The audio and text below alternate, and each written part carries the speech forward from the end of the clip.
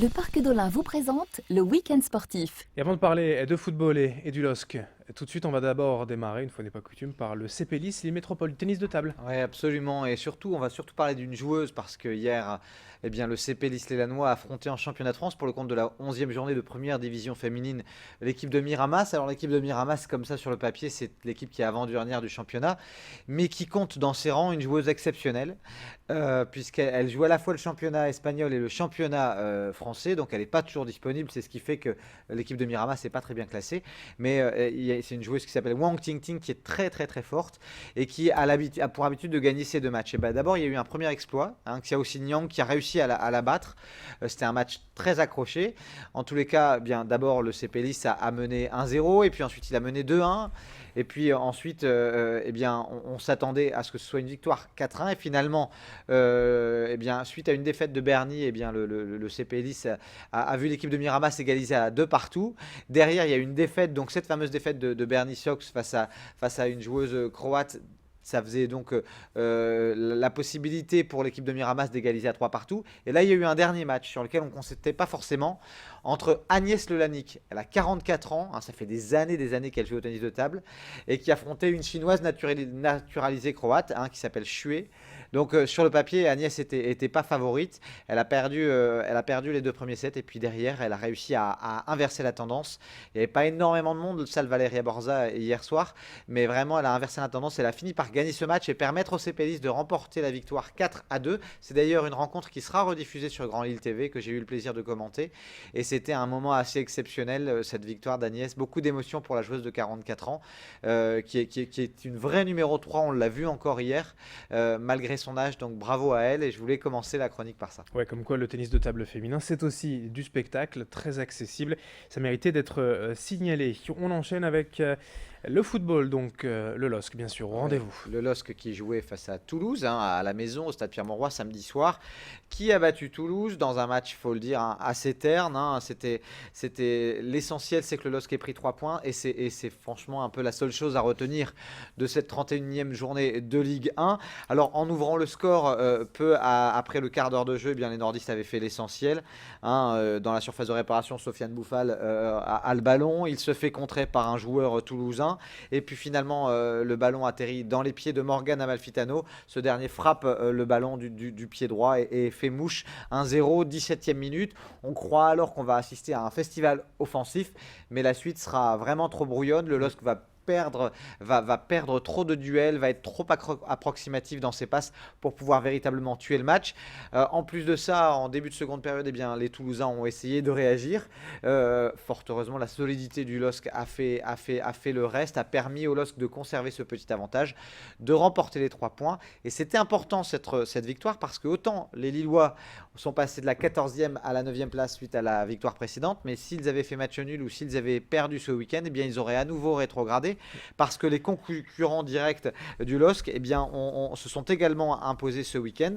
Alors le top 5 reste en vue, mais il faudra ne pas rater les prochaines échéances, à commencer par le déplacement à Nantes dans 15 jours. Trêve internationale oblige. D'ailleurs, les joueurs auront un petit peu de repos. Après le match, Florent Balmont a avoué que Frédéric Antonetti leur avait laissé 2-3 jours pour souffler. Mais il faudra vite se remettre aux affaires. Alors, c'est la première fois, d'abord, on ne va pas oublier de le dire, officiellement, le LOSC est maintenu en Ligue 1, voilà, même si points. on s'en doutait. Mais en tout cas, cette fois, ça c'est fait. Et puis, c'est aussi la première fois que Frédéric Antonetti évoquait la possibilité de décrocher une place européenne. Donc, c'est bon signe. Il a même dit, je cite ces mots, on a le droit de rêver un peu.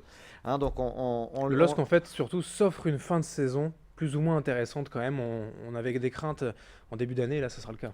Ce qui est sûr, en effet, Adrien, c'est qu'ils vont jouer relâchés. Voilà. Ils savent que le maintien est acquis. Et là, ils ont un petit matelas aussi pour rester dans le top 10 de la Ligue 1. Donc, il va falloir essayer de jouer sans pression pour aller chercher des points précieux. Parce que sincèrement, le top 5 n'est pas si loin que ça. Terminer 5e ou 6e de Ligue 1 est encore tout à fait jouable. Donc, voilà. Un petit bémol quand même, l'affluence du stade Pierre-Mauroy. Oui, alors c'est vrai qu'on on était, hein, on est au printemps que depuis dimanche, donc c'était encore l'hiver, samedi soir. Mais néanmoins, un petit bémol parce qu'il y avait à peine plus de 28 000 spectateurs. J'ai trouvé qu'il y avait assez peu d'ambiance. C'est dommage, hein, sachant qu'il y a eu un vrai renouveau avec le LOSC, avec l'ère Antonetti. C'est un petit peu dommage qu'il y ait eu aussi peu de monde et aussi peu d'ambiance un samedi soir. Allez, à 40 km de là, Valenciennes, en revanche, un peu plus loin, puisque c'était à l'extérieur, mais en tout cas un beau succès pour les amis valenciennois. Ouais, une très très belle victoire de Valenciennes. On les savait dans le dur depuis plusieurs journées. Eh bien, ils sont allés gagner 3-0 à l'extérieur, à Laval précisément. Hein, ça permet cette victoire de mettre entre eux et Sochaux, premier relégable, de mettre plusieurs équipes, notamment Nîmes, Évian et Niort. Donc c'est un bon petit bol d'air pour Valenciennes. Il faudra confirmer ça. En tout cas, l'équipe a été convaincante, notamment au milieu de terrain, hein, très solide. On a vu le retour de Sébastien Roudet qui a fait du bien. Nestor a été bon. Ils ont tous les deux fait des étincelles au milieu. Et espérons que ça dure. La défaite de Lens, en revanche, à Nancy. Alors, c'était un peu plus attendu parce que c'était face à un cadre de Ligue 2, Nancy. Une défaite de Nancy, un but encaissé aux alentours de la 75e minute a ruiné les espoirs lensois. Alors, le Racing, malgré cette défaite, reste 7e mais voit tout doucement le podium s'éloigner.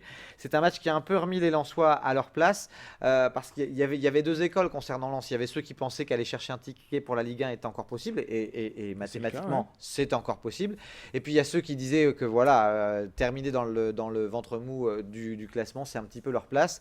Moi, je pense que Lens a un petit peu raté le coche ce week-end parce qu'il y avait la place. Ils ont pas mal joué ce week-end face à Nancy, mais bon, ça a pêché plutôt dans le dernier geste et Nancy, logiquement, s'est imposé. Il reste 7e, mais il faudra pas louper les prochaines échéances parce Faut plus perdre de points. Non, faut plus perdre de points s'ils veulent encore avoir une petite chance de monter en Ligue 1. Allez, on enchaîne avec un mot du rallye du Touquet. Rapidement, juste pour vous dire que c'est Eric Brinson qui s'est imposé sur cette 56e édition du rallye du Touquet sur Ford Fiesta WRC. C'est sa 5e victoire au pilote automobile après celle de 2008, 2011, 2012 et 2013. Et du coup, eh bien, au niveau du nombre de victoires, il dépasse le bien connu José Barbara qui l'emportait souvent sur Subaru il y a quelques années. En cyclisme, une victoire régionale. Ouais, et puis une victoire même historique, hein. C'est Rudy Barbier du Roubaix-Lille Métropole qui s'est imposé à Cholet lors d'une manche de Coupe de France. C'est le premier succès de l'équipe en Coupe de France depuis qu'elle est engagée depuis quelques années. Et puis Rudy Barbier confirme sa bonne forme actuelle après sa victoire récente à Paris 3. Il s'est imposé au sprint à Cholet. Allez, une page basket à présent. Alors d'abord, du côté des filles, bien, le SBVA a perdu face à Charleville-Mézières. Le 3e a perdu contre le 4e. Est-ce que les guerrières avaient déjà en tête le match de mardi soir, de demain soir, en Coupe d'Europe face à Basketland? C'est possible. Peut-être, ouais. En tout cas, on leur souhaite d'effacer cette déconvenue en championnat dès demain soir face à Basketland. Chez les garçons en Pro B. Alors d'abord en Pro B, c'était un petit peu l'inverse de d'habitude, Adrien. D'habitude, on n'est pas avare de louanges par rapport à Boulogne et le Portel qui sont plutôt bons cette année. Et bien là, ce week-end, le Portel et Boulogne ont perdu. Par contre, Lille a gagné, Denain a gagné et même le BCO a enchaîné une 2e victoire consécutive après celle d'Évreux. Le BCO Orchy a battu Boulazac. Vous les aviez plus ou moins condamnés à la Nationale 1. Alors, ça sera encore difficile de se maintenir, mais on ne sait jamais, il reste encore pas mal de journées. S'ils arrivaient à enchaîner les succès et que devant, ça faisait un petit peu statu quo, c'est ce qui s'est passé ce week-end, eh bien, il reste un infime espoir. On ne souhaite que ça, c'est que le BCO nous fasse mentir, bien sûr. Allez, juste un dernier mot en Pro A. Oui, juste pour vous dire que le BCM est allé gagner à Dijon. C'est une belle performance. Espérons que ça va les relancer. Et puis peut-être un dernier mot aussi, si j'ai le temps, un dernier mot d'athlétisme pour vous dire que Cédric Plovier, malgré la présence de deux Kenyans assez bons, s'est imposé en 1h07 minutes et un petit peu plus sur le semi-marathon du Carnaval à Dunkerque. Eh bien, c'est noté. Et merci Guillaume pour toutes ces infos. Et bonne semaine, voilà pour le week-end sportif. À vendredi, bonne semaine à tous. Merci à vous de nous avoir suivis. Dans un instant, l'info continue sur Grand Lille TV.